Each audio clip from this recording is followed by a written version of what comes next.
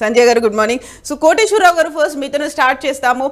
అప్పుల శ్వేతపత్రం, ఆస్తుల శ్వేతపత్రం, ఈ రెండిట్లో మీకు కనిపించినటువంటి కీలకమైన అంశాలు లేకుంటే మర్చిపోయిన అంశాలు, లెక్కల్లో తేడాలు, ఇవన్నీ మీ అబ్జర్వేషన్లో ఏం తేలాయండి?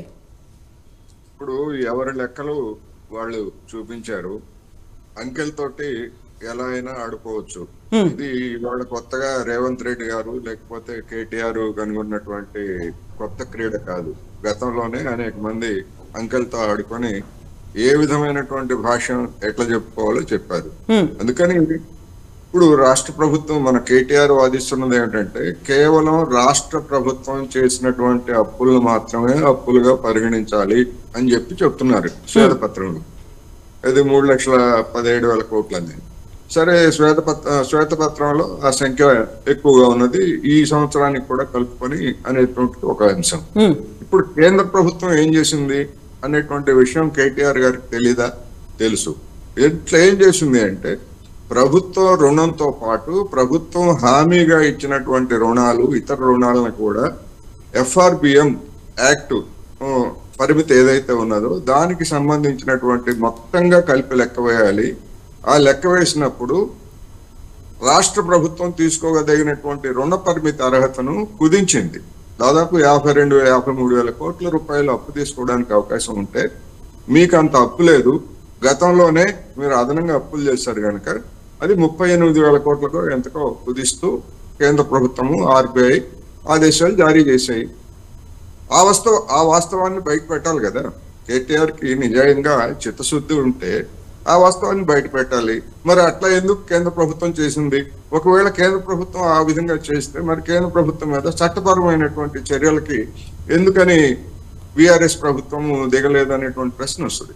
అందుకని అంకెలతోటి ఎట్లయినా ఆడుకోవచ్చు.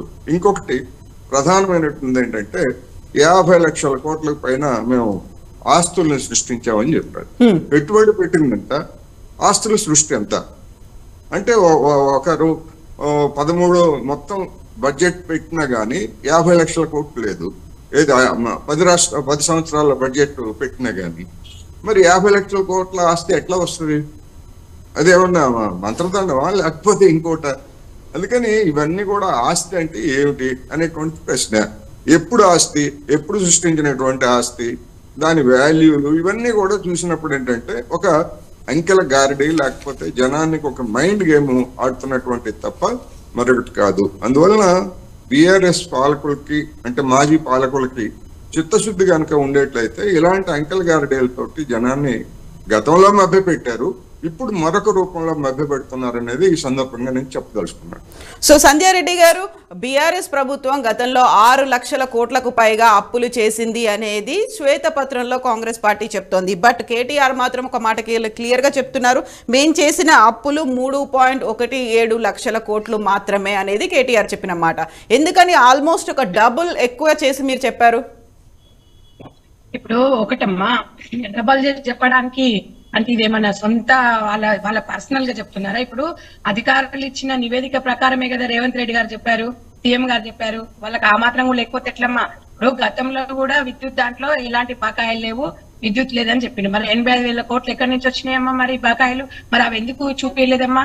వాళ్ళు కూడా ఒకటి చెప్పాలి కదా, దీంట్లో మేము ఇంత అప్పు చేసాం దీని గురించి అని క్లియర్ గా చేసాము. రేవంత్ రెడ్డి గారు లేకపోతే మంత్రులు కూర్చొని అప్పటిదప్పుడు ఏదో శ్వేతపత్రం తయారు చేసి రిలీజ్ చేయలేదు కదమ్మా. ఇదంతా ఒక డేటా నుంచే సేకరించే కదా మీ ముందు పెట్టారు. అబద్ధాలు ఇప్పుడు మీకు అర్థమైంది కదా వాస్తవానికి ప్రభుత్వంలో ఉన్నప్పుడు ఎలాంటి అబద్ధాలు ఆడారో, ఇప్పుడు ప్రతిపక్షంలో కూర్చున్న తర్వాత అబద్ధాలే. ఇట్లా మాటల గారడితోని జనాలను మభ్యపెట్టుకుంటూ ముందుకెళ్తున్నారు తప్ప ఇది సరైన పద్ధతి కాదమ్మా.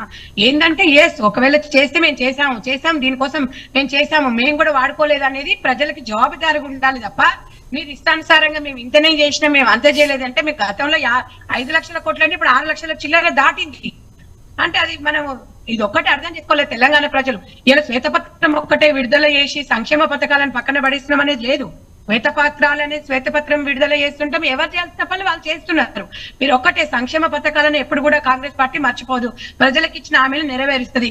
వాళ్ళేదో ఇలా బీఆర్ఎస్ పార్టీ చెప్పింది అంటే బీఆర్ఎస్ పార్టీ చెప్పింది అనేది అది కరెక్ట్ గా ఎక్కడి నుంచి. అందుకే నిన్న కలెక్టర్ల సమావేశం కూడా అందుకే ఇలా సీఎం రేవంత్ రెడ్డి గారు వేరే పనులు ఉన్నా కూడా వాయిదా వేసి ఇమీడియట్ గా అందరినీ కలెక్టర్ సమావేశం ఏర్పాటు చేశారు. ఎందుకంటే ఇదంతా డేటా అంతా కలెక్టర్ దగ్గర ఉంటది కాబట్టి వాళ్ళు ఇచ్చింది. అంటే ఇలా మీరు మీ అమాయంలో చేసిన కలెక్టర్లు తప్పు చేశారా, లేకపోతే మీ కింద ఉన్న అధికారులు తప్పు చేసి తెలంగాణ ప్రజలు అర్థం చేసుకుంటారు.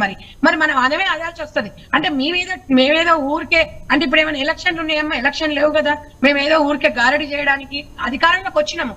మేము ఎందుకంటే ఇప్పుడు తెలంగాణ ప్రజలుగా తెలంగాణ మన యావత్ ప్రపంచం చూస్తుంది.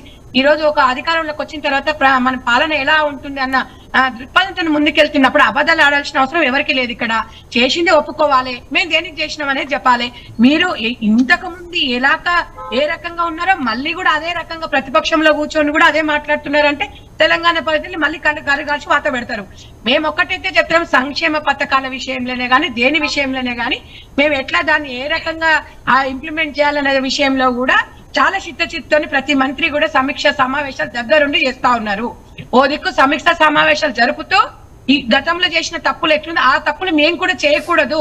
నిజంగా మేము ఒకవేళ సంక్షేమ పథకాలు ఏదో పెద్ద 3 అంతస్తుల బిల్డింగ్ ఉన్ననుకో, లేకపోతే కోట్లు ఉన్ననుకో, ఆ సంక్షేమ పథకాలు పోతే దానివల్ల వృధా అయిపోతుంది. ఎందుకంటే మేము గతంలో చూసాము, ఇంద్రమ ఇండ్లు ఒక జిల్లా చూసాం. ఇంద్రమ ఇండ్లు డబుల్ బెడ్రూమ్ ఇండ్లు ఒక 200 శాంక్షన్ అయితే మొత్తం బీఆర్ఎస్ నాయకులకు సంబంధించి బీఆర్ఎస్ నాయకులు ఒక్కొక్కరికి 2-3 ఇండ్లు ఉండి ఇన్కమ్ ట్యాక్స్ కట్టేటోళ్ళకి పోయినాయి. అంటే అవి ఎట్లా డైవర్ట్ అవుతున్నాయేమో అది మనం ఆలోచించాలి.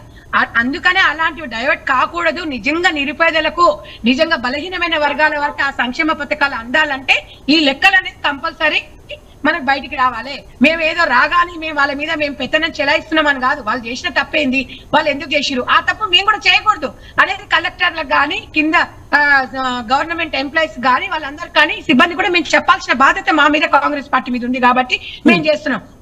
ఎవరు తప్పు చేసిండ్రు అని మేము చెప్పట్లేదు. తప్ప ఒప్ప ఎంత చేసిండ్రు, నిజంగా మేము ఇచ్చిన హామీలు ఎంత ఉన్నాయి, మరి దాన్ని ఏ రకంగా మేము ఇంప్లిమెంటేషన్ చేసుకోవాలి. వాళ్ళు చెప్పిందేమో ఫస్ట్ 5 లక్షల కోట్లు ఏదో చూపించారు, ఇలా 3 లక్షలు అంటారు. ఆడ చూస్తే అంచనాలకు దగ్గర దాదాపు 7 లక్షల కోట్లకు దగ్గరలో మీరు చేసిన అప్పులు చూపిస్తున్నారు. మరి ఇవన్నీ ప్రజలకు తెలియద్దమ్మా? తెలవాలంటే మరి ఇప్పుడు మీరేమంటున్నారు, ప్రతిపక్షాలు ఏమంటున్నారు, ఈ అప్పులను చూపించేసి సంక్షేమ పథకాలు ఆపేస్తారేమో, వీళ్ళు ఇచ్చిన గ్యారంటీలను అమలు చేయరేమంట. అది ఇప్పుడు ఉండదమ్మా. మీరు ఒక్కటి గుర్తుపెట్టుకోండి, ఇచ్చిన హామీలు తప్పకుండా నెరవేరుస్తాము. మీకు ఒక్కటి చెప్పదలుచుకున్నాము, మేము ఈ రోజు బలహీన వర్గాల కోసం పనిచేయడానికి వచ్చినాం తప్ప వీళ్ళు చేసిన దాచిపెట్టి వీళ్ళు చేసిన కుమ్మక్క కావడానికి లేదు.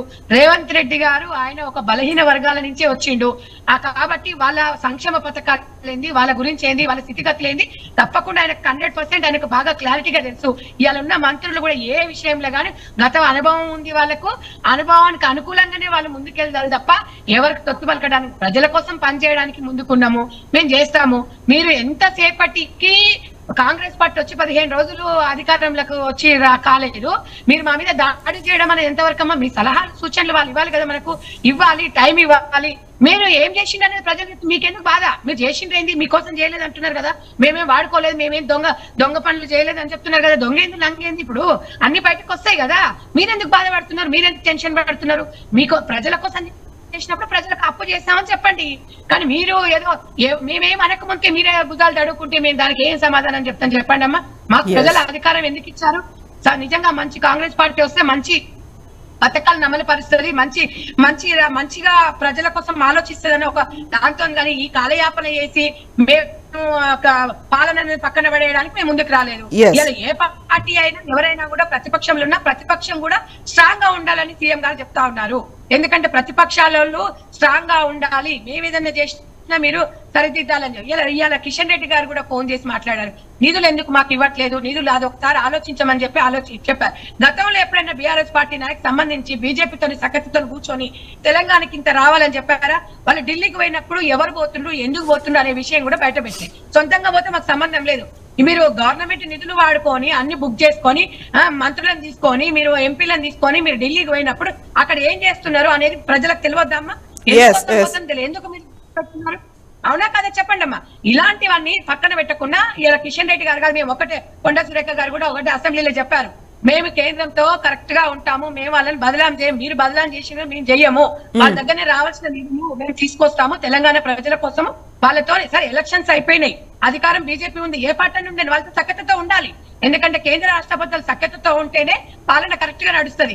అంతా మేమే రాజు కర్త క్రియ కన్నీ మేమే, మాకు ఎవరు లేడు మేమే అన్నట్టుగా ఉంటే ఇలా 5 లక్షలు రేపు భవిష్యత్తులో 10 లక్షలు 20 లక్షల కోట్లు వస్తుంది. అదంతా ఎవరి మీద వేస్తామమ్మా? ప్రజల మీద వేస్తాం. కాబట్టి అలాంటి తప్పులు జరగకుండా ఒక మంచి పాలన అందించాలనే ఉద్దేశంతో ముందుకెళ్తున్నారు తప్ప ఎవరి మీద కక్షపూరితంగా చేసే పనులు అయితే కాదమ్మా. ఎస్ అండి.